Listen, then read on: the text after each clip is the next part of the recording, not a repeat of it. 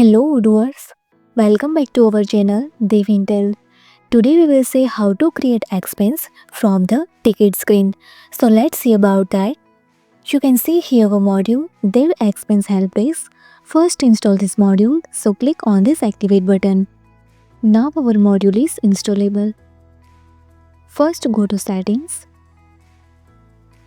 go to users and see here these options for create expense. Allow this. Let's save. Now go to Helpdesk app, go to tickets, go to anyone and see here this button for create expense. Now click on add category like communication. Total is 500. Let's save and see here your expense is created. I want to create one more. Food meals 200 and save.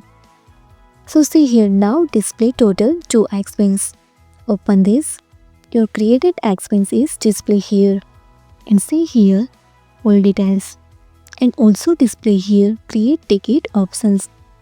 For create tickets, set here type, category, subcategory.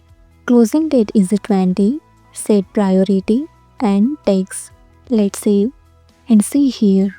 Also create ticket from the expense. Now open this and see here this created tickets details. If you found this helpful, do it like, share and subscribe. Thanks for watching this video.